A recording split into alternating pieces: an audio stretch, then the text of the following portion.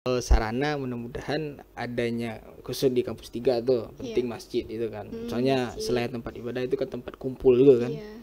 Nah, kemudian tempat ruang-ruang diskusi di lapangan terbuka itu. Soalnya kalau mahasiswa kalau nggak ada diskusi, ya bodoh mereka. Nggak ada orang pintar sendiri baca-baca, nggak ada. Harus adanya bertukar pikiran, itu yang penting.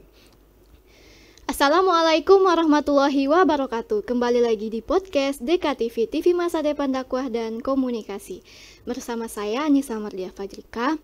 Pada podcast kali ini kita akan ditemani oleh bintang tamu yang sangat luar biasa nih Sobat DKTV. Beliau ini merupakan sang bintang pada wisuda angkatan ke-89 UIN Imam Bonjol Padang yang dilaksanakan pada beberapa hari yang lalu.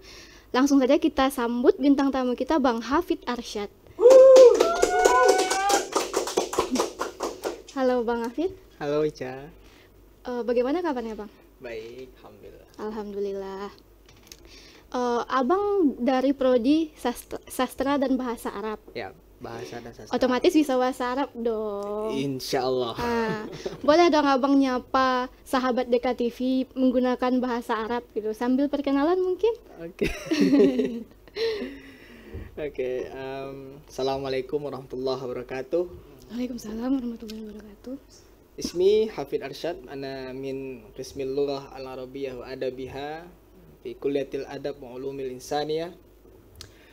Ana takharrajtu min hadhihi al-jami'ah fi hadhihi sanah. Yani fi sanah 2023. Oke. Jadi saya Hafid Arsyad. Saya berasal dari Prodi Bahasa dan Sastra Arab di Fakultas Adab dan Humaniora. Saya telah diwisuda pada tahun ini, tahun 2023. Berarti Abang BP 18. 19. 19. Ya, alhamdulillah 19. Alhamdulillah. Jadi kesibukan Abang akhir-akhir ini tuh sebenarnya apa sih Bang? Sekarang habis wisuda ini. Habis wisuda. Nggak terlalu sibuk sih karena udah kelar kuliah ya. Iya.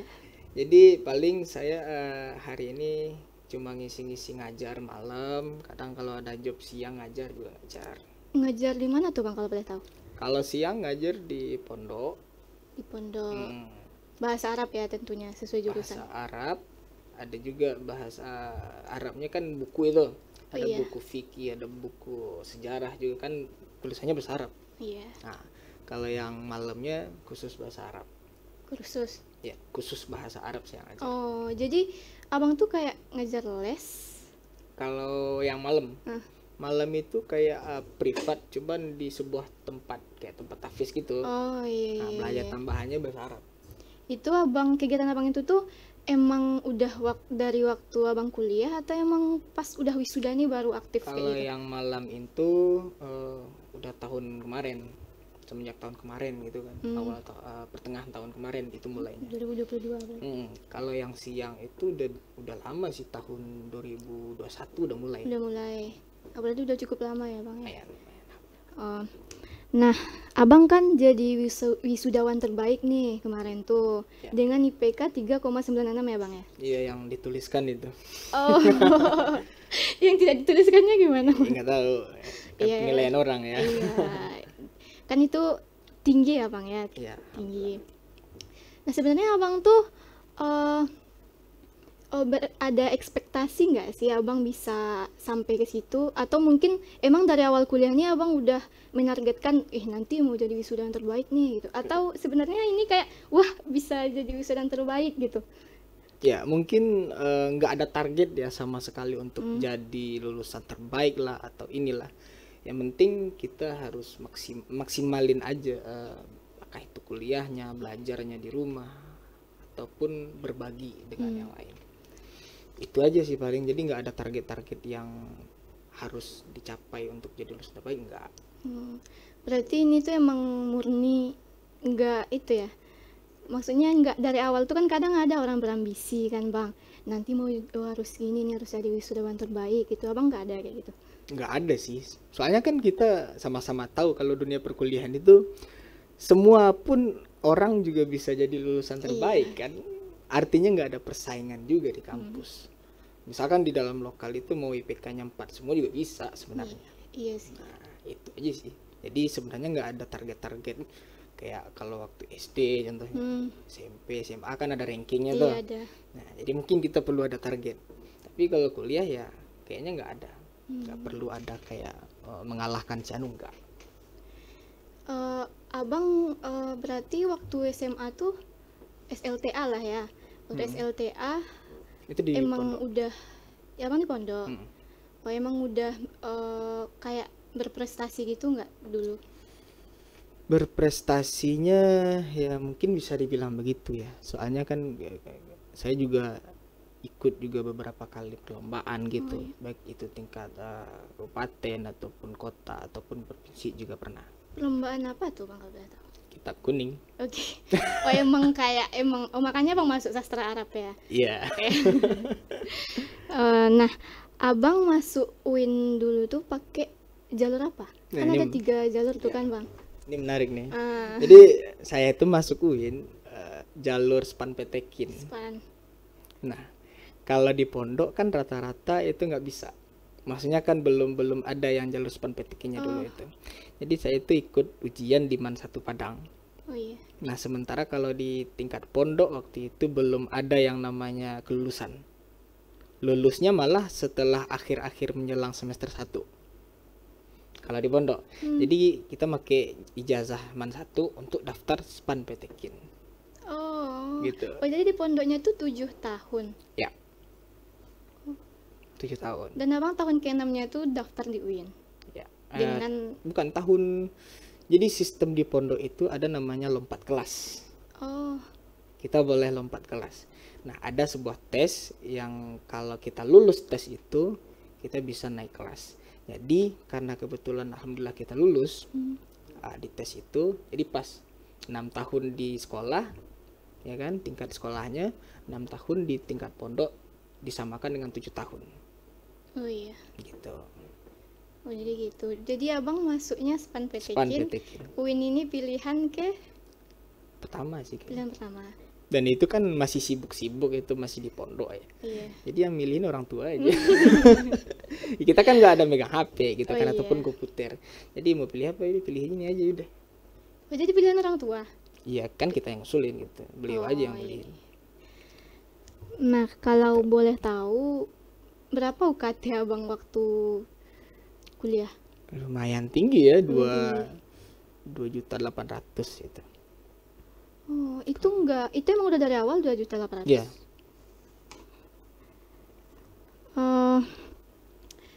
Abang di perkuliahan nih ada nggak ikut organisasi atau apa gitu? Kalau masuk organisasi di khusus UKM kampus itu nggak ada. Karena ya semester 1 itu jadi di pondok itu diwajibkan seperti PL di tempat pondok ini, pondok itu gitu kan. Jadi semenjak semester 1 pun saya lebih disibukkan oleh kegiatan PL itu, artinya pulang kuliah langsung ngajar ke pondok ini gitu. Oh iya. Jadi nggak sempet lagi tuh yang Ikut-ikutan. kenalan-kenalan promosi sama UKM yang lain, nggak sempet ngelirik ke sana. Iya. Nah kebetulan habis PL, habis tamat di pondok itu kan dinyatakan lulus di sana, semester 2 masuk corona. Semester 2 corona. Iya, Oh, berarti 2020 2020 kan. Nah, pertengahan semester baru udah mulai online lagi. Redup lagi kan kampusnya. Sepi lagi ya? kampusnya. Berarti nggak sempat Nggak ikut gitu. sempat. Tapi kan ada tuh bang lomba-lomba yang di luar UKM. Kan ada tuh lomba-lomba perwakilan jurusan Iya, gitu. Abang nggak pernah juga ikut? Ada juga sempet kemarin ikut PKM juga kan. PKM tingkat Sumatera itu kalau nggak salah. Ada juga tuh yang itu kan jurusan yang ngutus, Iya. yang prodi yang ngutus. Alhamdulillah yang tingkat Sumatera cabang Kiratul Kutub. Ya, sama aja kita kuning gitu ya. Sama aja kita kuning. Alhamdulillah waktu itu dapat juara 1 juga. Tingkat Sumatera. Abang ada itu nggak ada support system? Abang Support secara system. kan kayak zaman sekarang gitu nggak mungkin. Ya, yang paling utama ya pasti orang tua ya. Ya orang tua. Itu jawaban amannya ya. Nah, Jawaban kemudian yang kedua ya, lingkungan. Lingkungan. Lingkungan yang membentuk kita tentunya. Kemudian yang ketiga, ambisi. Maksudnya gini, kita hidup itu kan seperti ada yang menjadi saingan kita. Iya. Kebetulan yang menjadi saingan saya sendiri itu kakak saya sendiri. Oh, kakak kandung. Iya, ya paling males banget kan kalau sempat dibanding-bandingin kan nggak enak gitu. Jadi gitulah, untuk mengalahkan itu, melawan ego aja sendiri. Kemudian kalau untuk support sistemnya sendiri, ya adalah satu orang mungkin tempat kita diskusi ya. Iya, tempat diskusi. Diskusi ilmiah gitu Iya. kan, ataupun masalah yang lain. Masalah perasaan juga. Ya maybe. Nah gitu. Jadi bikin kita plong juga kan. Jadi apapun masalah kuliah ataupun masalah dalam masalah kehidupan yang lain, jadi bisa kita cariin solusinya bareng-bareng. Berarti emang harus ada ya Bang ya? Ya sebenarnya kan nggak harus Nggak harus dalam di status yang spesial juga kan, tapi tempat diskusi intinya. Gitu. Apa sih yang abang makan bisa dapat IPK setinggi itu gitu? Oke, ini jawabannya harus ya. Iya. Ini kayaknya kalau kita untuk mahasiswa makan itu ya apa yang ada aja ya. Iya, apa yang ada. Tapi sebenarnya apa yang kita makan itu akan mempengaruhi kinerja tubuh kita. Misal terlalu banyak makan sering bikin ngantuk. Iya, bikin ngantuk. Kemudian makanan yang kita konsumsi tentu kalau bisa yang sehat-sehat aja. Nah itu juga pengaruh tuh. Iya. Kemudian harus banyak minum air putih sih intinya. Misal kalau begadang contohnya, bikin tugas, Iya. deadline-nya besok kan tau lah mahasiswa ya. Mahasiswa deadline tuh keburu pintar langsung gitu. Nah, jadi minum air putih itu banyak, harus banyak gitu. Itu sih soal makan. Itu anak kos nih. Iya, iya sebenarnya kan kalau sehat itu kan nggak harus mahal ya. Iya sih. Nggak ada orang bilang sehat itu makanan mahal, tapi orang bilang sehat itu mahal. Iya. Emang, tapi kalau untuk sehat itu mahal nggak?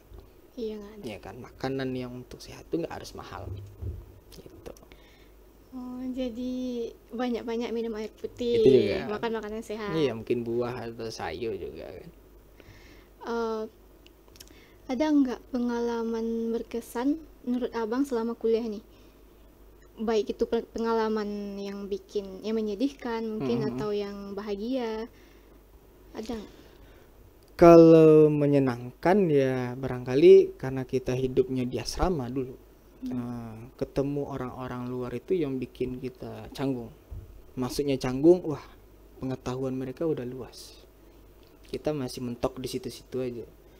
Jadi itu yang bikin kita berpacu untuk bisa menyaingi mereka. Kemudian kalau yang menyedihkan, yang bikin sedih ya, bukan menyedihkan itu aneh itu pula bahasanya.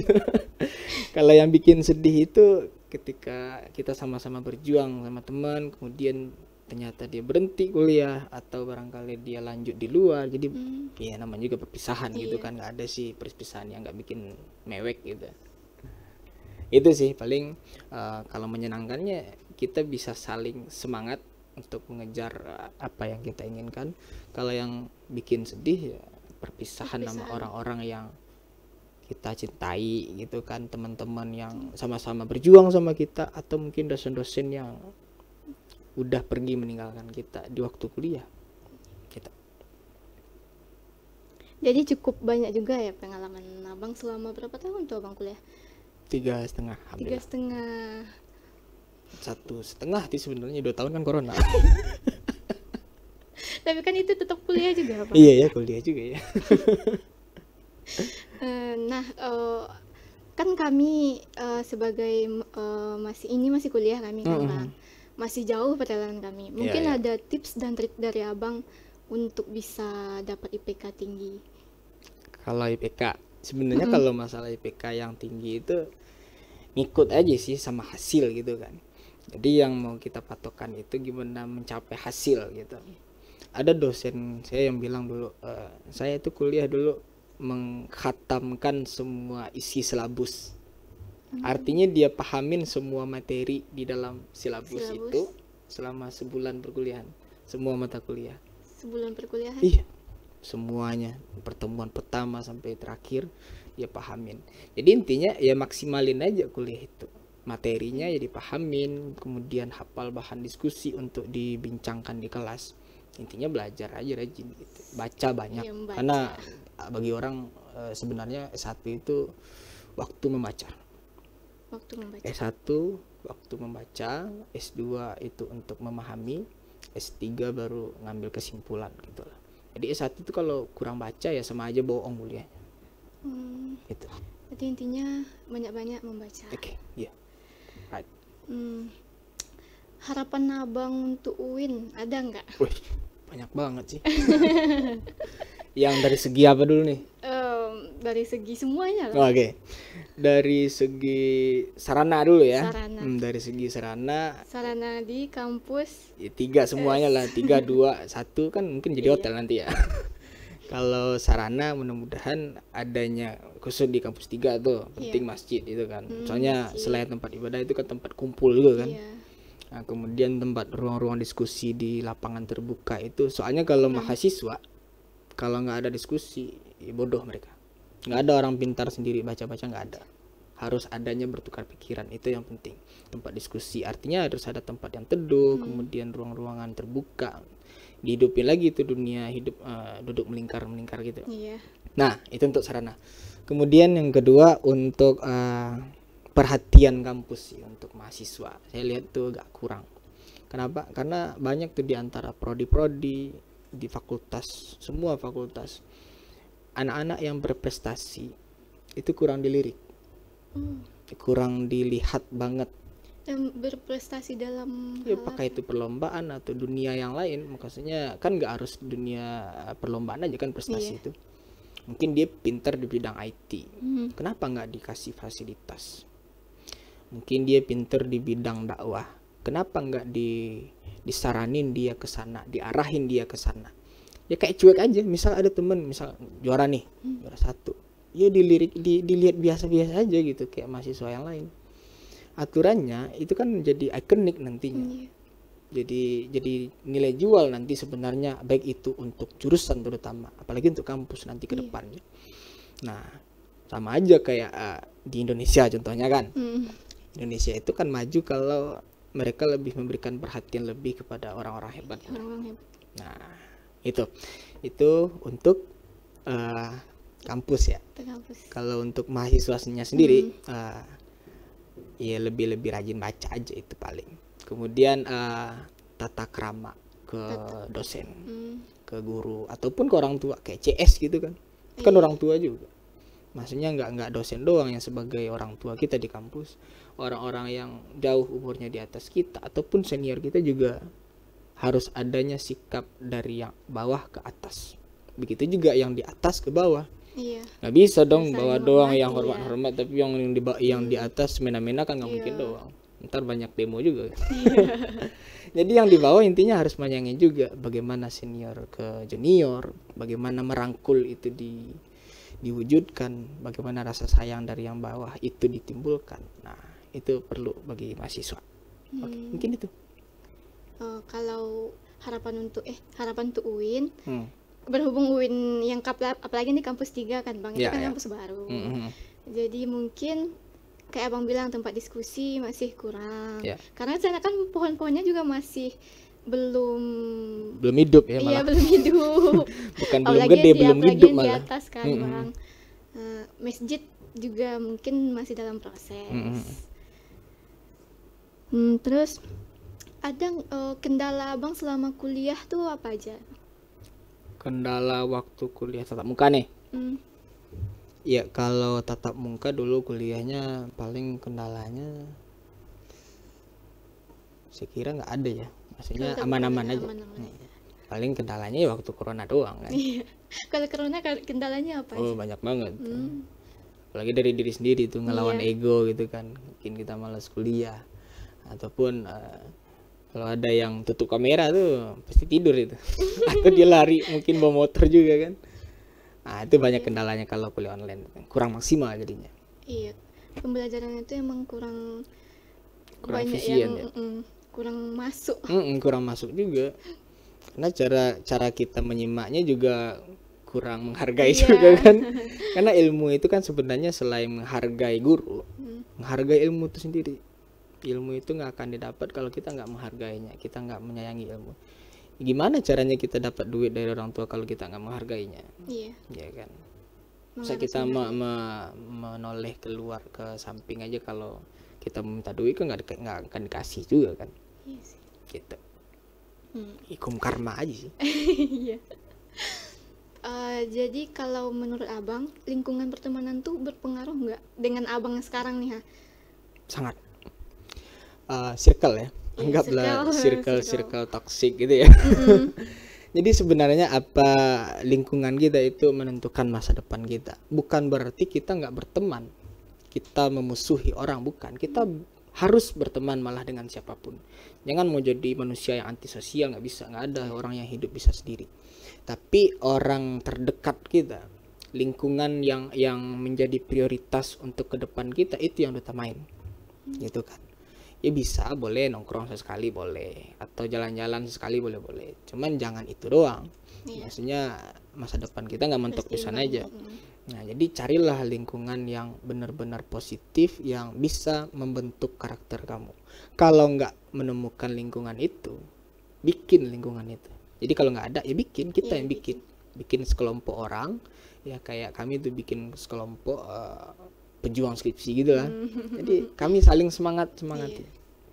Kalau ada istilah sekarang namanya support system, kalau bagi kelompok ini enggak, teror system. Teror sistem. Jadi kalau nggak ada yang ngingetin ya kita yang ngingetin, yuk bikin skripsi gitu, yuk belajar gitu. Nah jadi teror system jadinya bukan sistem apa lagi, support system lagi, teror system lebih tepat, saling mengingatkan gitu. Biar sama-sama lulus juga. Ini ngapain lama-lama sedekah di ini? Orangnya udah kayak juga. Iya.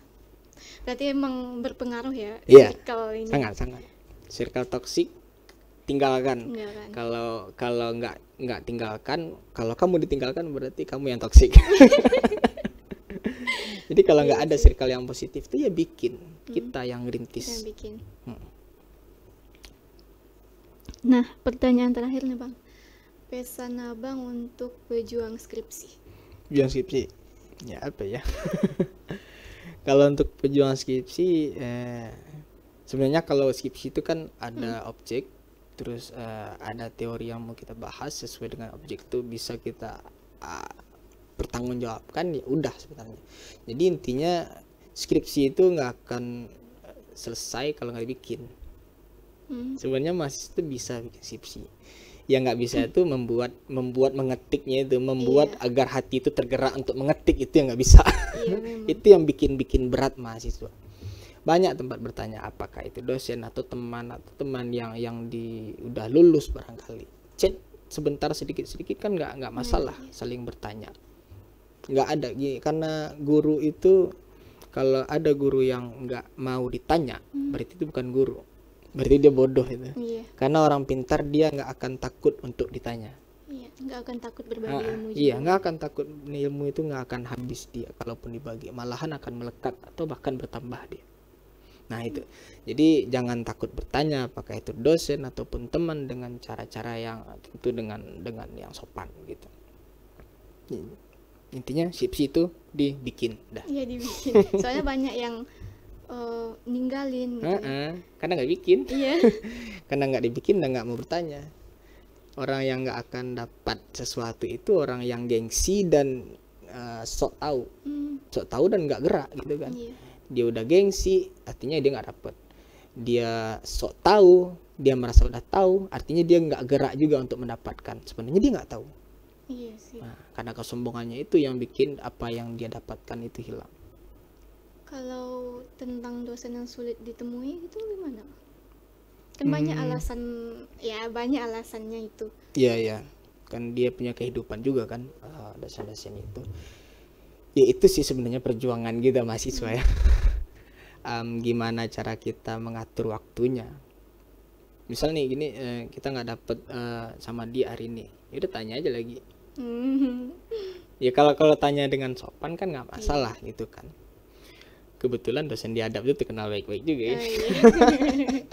Dosen adab. Iya kan, karena mengaplikasikan nilai adab juga kan. Iya. Jadi nggak terlalu sulit sih sebenarnya kalau menemui dosen itu. Ya sedikit perjuangan memang, nggak ada hidup yang nggak ada perjuangan. Iya. Tapi kalau perjuangan itu harus tetap terus dilalui, dijalankan, pasti akan nemu titik temunya juga. Itu tuh. Soalnya yang wisuda ke-88 kemarin tuh 89 wisudawan lah. terbaik yang ke-88, 89. wisudawan terbaiknya juga Oh, dari yang kemarin. sastra Arab. Ya. Oke, Ada apa nih dengan sastra Arab? Itulah. Dosennya baik-baik gitu. Baik, iya. Dosennya baik-baik, mudah senyum, kemudian jadi sebenarnya kalau dosen baik, suka berbagi, mahasiswa juga akan semangat. Iya. Karena psikologi guru itu akan tertransfer oleh mahasiswanya atau muridnya itu. Itu tuh. Mungkin cukup sampai di situ ya Bang. Oke, Terima kasih udah mau jadi narasumber kami pada podcast kali ini. Mungkin cukup sekian bincang-bincang kita pada podcast kali ini bersama Bang Hafid Arsyad mengenai wisudawan terbaik dengan IPK yang tinggi. Dan tadi juga Bang tuh udah ngasih juga kan tips and triknya dan pesan-pesan buat kita semua sebagai mahasiswa. Terus saksikan podcast DKTV, saya Nisa Maria Fajrika beserta kru yang bertugas pamit undur diri. Assalamualaikum warahmatullahi wabarakatuh.